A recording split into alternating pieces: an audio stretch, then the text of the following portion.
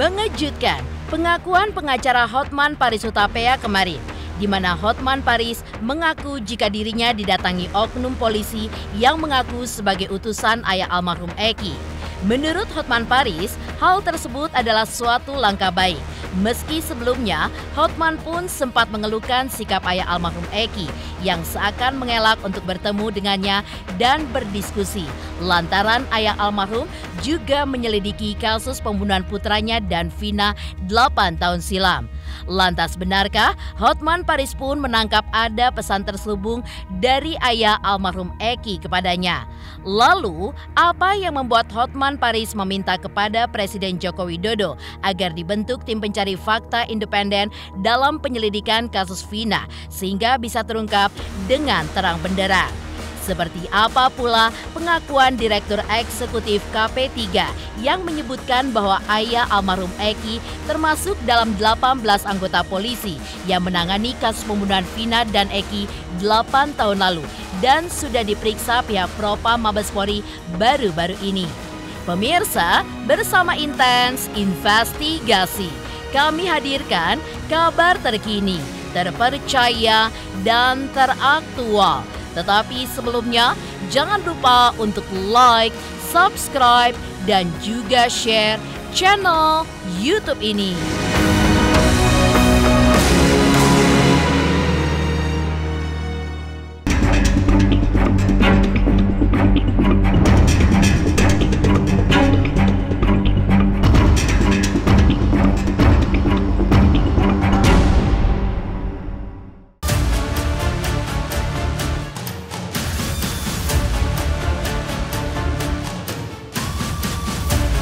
Gencarnya upaya dilakukan berbagai pihak untuk menyingkap tabir kasus pembunuhan pasangan kekasih Vina dan Eki.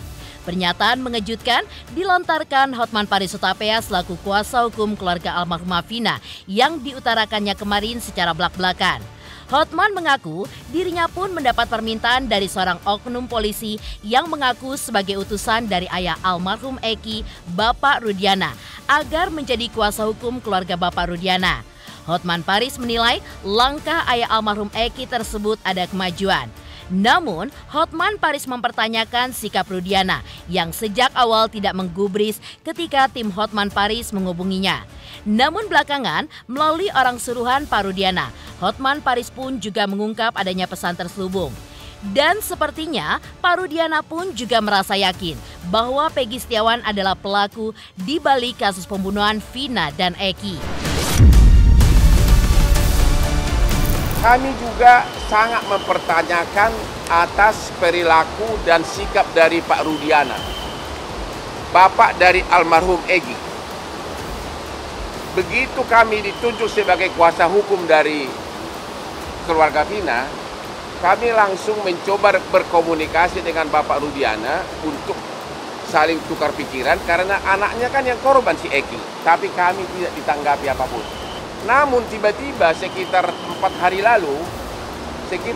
lalu ada seorang oknum polisi mengaku utusan dari Pak Rudiana ini mau menunjuk kami sebagai kuasa hukumnya.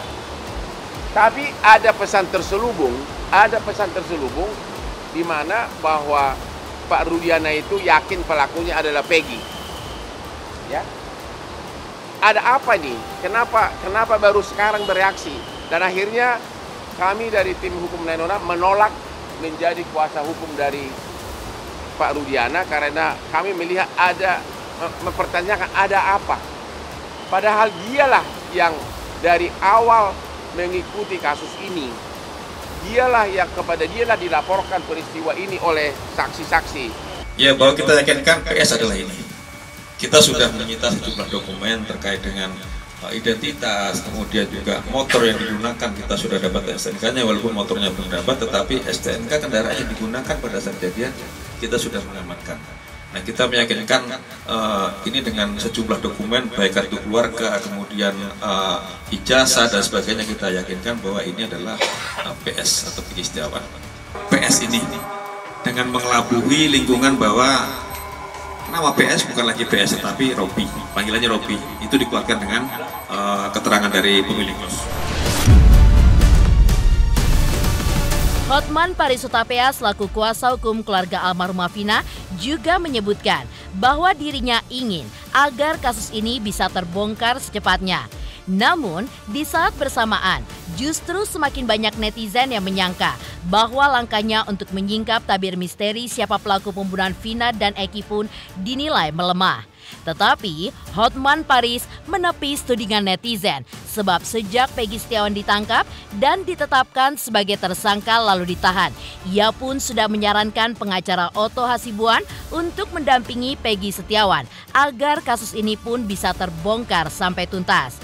Ia pun sangat berharap jangan sampai Peggy Setiawan tidak mendapatkan keadilan yang seharusnya didapatkan sesuai fakta sebenarnya. Kalau hanya mengandalkan penyidikan yang sekarang yang fokusnya hanya Peggy. Karena proses penyidikan sekarang hanya terhadap Peggy. Ya. Itu tidak mungkin lagi terbongkar apa kejadian tahun 2016. Kenapa BAP-nya begitu lengkap di 2016 dan sekarang tiba-tiba BAP 2016 dirontokkan di penyidikan sekarang. 5 terpidana dalam BAP menyatakan Peggy tidak bersalah di BAP tahun 2024. 1 terpidana menyatakan Peggy pelaku. 5 lawan 1 mana yang berlaku? Ya, secara logika hukum ya harusnya 5 terpidana yang menyatakan Peggy tidak bersalah itu yang berlaku. Ya, jadi ada kemungkinan Peggy itu bebas.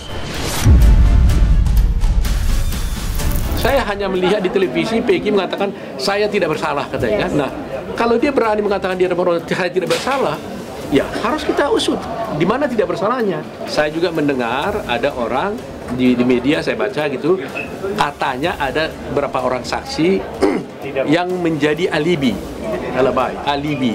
yang menyatakan bahwa pada waktu yang bersamaan sebenarnya pada waktu terjadinya pembunuhan itu katanya si Peggy ini tidak berada di tempat tapi ada di tempat lain. Nah ini kalau alibi dan ini bisa dibuktikan tidak ada pilihan lain, dia harus dibebaskan. Nah tinggal alibinya itu betul-betul strong nggak gitu loh. Ya kan ini kasus sama dengan pernah saya tangani kasus Johnny Sembiring pada tahun 83 gitu. 38 tahun yang lalu. Juga alibi.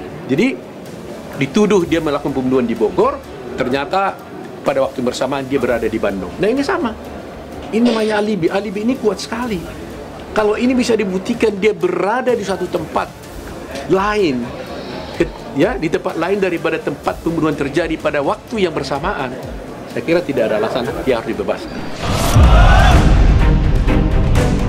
Tak hanya itu, ada langkah lain yang diambil Hotman Paris Hutapea agar kasus pembunuhan Vina dan Eki bisa segera tersingkap. Hotman Paris juga meminta kepada Presiden Joko Widodo untuk membentuk tim pencari fakta independen untuk menelisik dan juga menyelidik kasus pembunuhan Vina dan Eki. Hotman berargumen bahwa hanya dengan cara tersebutlah kasus ini pun bisa tersingkap dengan terang benderang dan para pelaku sebenarnya diseret ke meja hijau. Setelah mengamati perkembangan penyidikan, kalaupun nanti perkara ini dibawa ke pengadilan di mana Peggy sebagai tersangka, maka motivasi dan fakta sebenarnya secara keseluruhan dari kasus ini tidak akan terbongkar. Tidak akan terbongkar. Karena sekarang ini kan targetnya hanya satu, Peggy. Ya. Sementara misteri kenapa kejadian ini dan kenapa berita acara semua saling bertentangan tidak terbongkar. Apa yang terjadi tidak terbongkar. Sementara yang apakah benar fiktif atau tidak akan lagi ditindaklanjuti.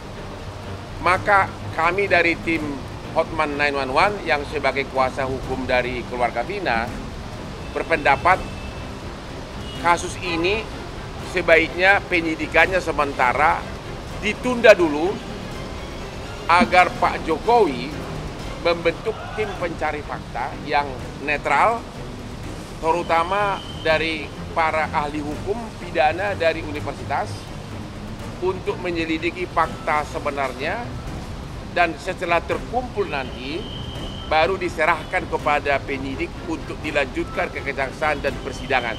Kami menghimbau kepada Bapak Presiden Jokowi agar membentuk tim pencari fakta dari kalangan universitas yang ahli-ahli hukum pidana untuk menyelidiki dari mulai tahun 2016 sampai sekarang. Dengan lantang, Hotman Paris pun menginginkan agar kasus pembunuhan terhadap Vina dan Eki segera tersingkap dengan pasti. Karena itulah, Hotman pun juga menyarankan agar segera dibentuk tim ahli pencari fakta independen untuk memeriksa para saksi dan terpidana sehingga mereka pun bisa memberikan keterangan sebenar-benarnya. Menurut Hotman Paris, hal tersebut sangat penting. Karena jika kasus ini dibiarkan begitu saja, maka kasus ini pun akan berakhir di mana Peggy Setiawan dinyatakan bersalah di muka pengadilan. Dan justru para pelaku lain termasuk DPO yang dinyatakan fiktif juga tidak akan terungkap kebenarannya. Pihak LPSK juga menegaskan akan membantu para terpidana dan juga para saksi untuk mendapatkan rasa aman hingga kasus ini pun terang benderang. Sekali lagi kami tim Hotman 911 berpendapat keadilan dan kepastian hukum tidak bisa lagi didapat walaupun Peggy divonis bersalah atau tidak bersalah. Namanya siapa? DPO Andi dan DPO Dani. Peranannya apa dalam berkas pengadilan? Oke. DPO Andi dan DPO Dani pada halaman 114 putusan bersama 8 orang pelaku pada hari Sabtu 27 Agustus 2016 sekitar pukul 19.30 berkumpul di warung Bu Nining. Langsung untuk poin aja. Minum cuy. Oke. Halaman 115. Apa yang dilakukan? DPO Andi memukul melempari korban Muhammad Rizky Rudiana dan korban Vina. Itu DPO Andi dan Dani. Itu pemerkosaannya gimana? Melempari itu. Terus DPO Dani untuk pemerkosaannya, DPO Andi mengangkat tubuh almarhum Vina, membuka tubuh almarhum Vina, membuka baju almarhum Vina. DPO Dani membuka celananya. Bahwa sejak kasus Vedade ini menjadi perhatian publik, LPSK pada pertengahan Mei 2024 telah membentuk tim dan menugaskan tim tersebut secara khusus untuk melakukan tindakan proaktif pendalaman kasus tersebut dengan melakukan koordinasi kepada Polda Jawa Barat, kepada Polres Cirebon Kota, kepada keluarga korban, dan semuanya itu dimaksudkan untuk menggali dan memberikan informasi kepada saksi dan atau keluarga korban untuk kepentingan pelindungan saksi dan korban. Langkah LPSK pada intinya menawarkan pelindungan untuk memberikan rasa aman kepada saksi dan korban, termasuk keluarganya, dan memberikan keterangan pada proses peradilan. LPSK memandang perlu melakukan penelaahan secara mendalam dalam kasus ini untuk dapat memberikan perlindungan kepada saksi dan korban. Ini karena korban, kalau kita dilihat undang-undang, korban adalah orang yang mengalami penderitaan fisik, mental, kerugian ekonomi akibat satu terpidana. Saksi dan korban berhak memperoleh perlindungan atas keamanan pribadi. Itu dulu. Rasa aman bagi saksi atau keluarga yang memberikan kesaksian. Itu penting. Geger, Hotman Paris mengungkap jika dirinya didatangi oknum polisi yang mengaku sebagai utusan ayah almarhum Eki. Lantas, seperti apa pengakuan Direktur Eksekutif KP3 yang menyebutkan bahwa ayah almarhum Eki dan 18 penyidik kasus pembunuhan Vina dan Eki kini sudah diperiksa Propam Mabes Polri? Pemirsa Intens Investigasi, jangan lupa saksikan terus Intens Investigasi. Dan pastikan jangan lupa untuk like, subscribe, share, dan komen. Tim redaksi Intens Investigasi juga mengucapkan banyak terima kasih kepada semua subscribers hingga kanal YouTube Intens Investigasi kini sudah mencapai 3 juta subscribers.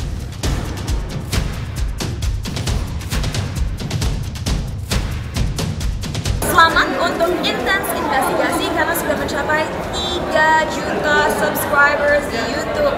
Sukses selalu and all the best.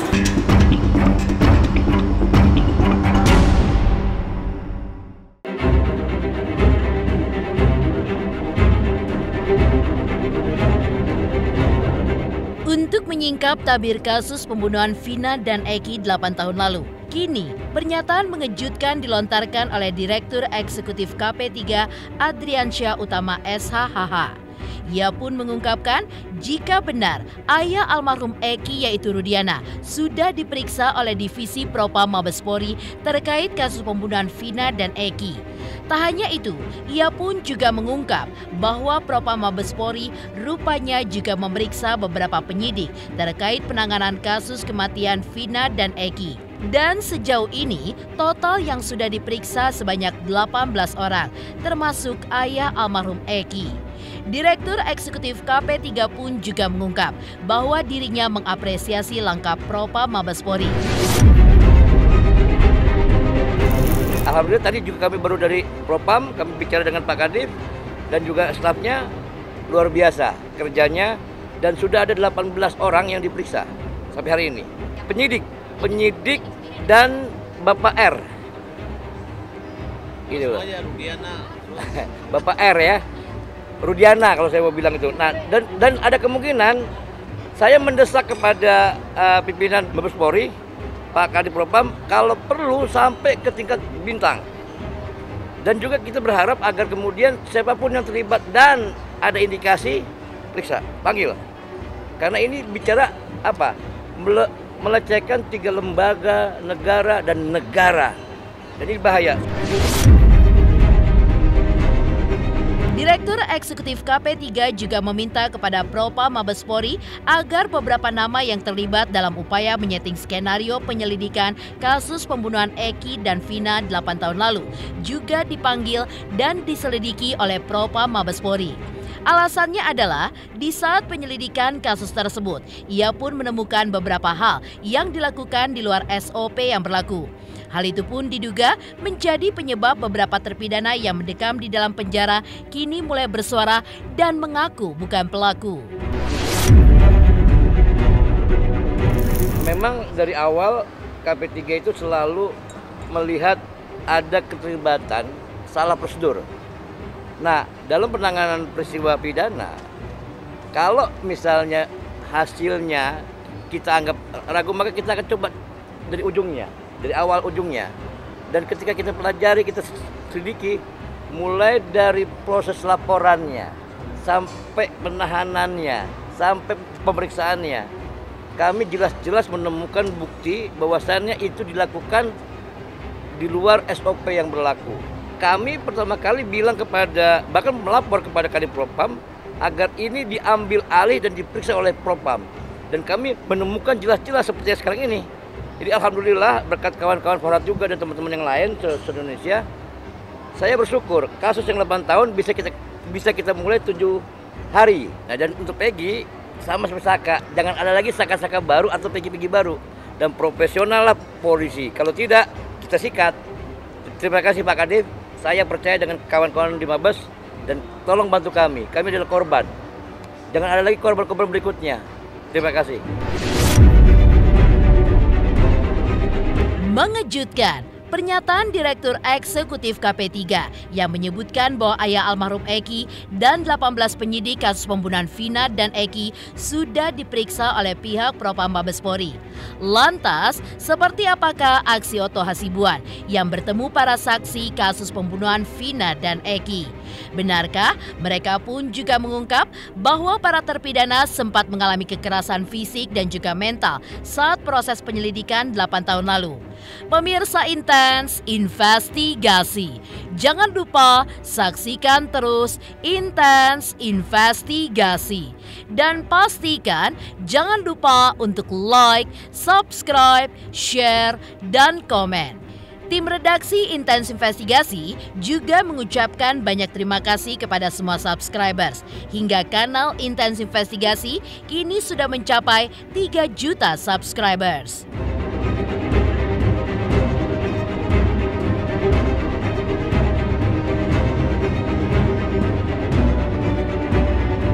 Selamat untuk Intens Investigasi 3 juta subscriber. Luar biasa sekali 3 juta.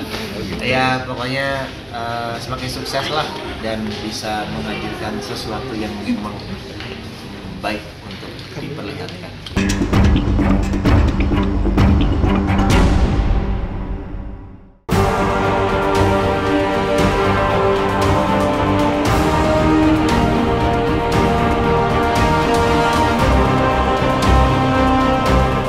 Membuka kotak Pandora kasus pembunuhan Vina dan Eki, pengacara Otto Hasibuan siap pasang badan untuk membela para terpidana.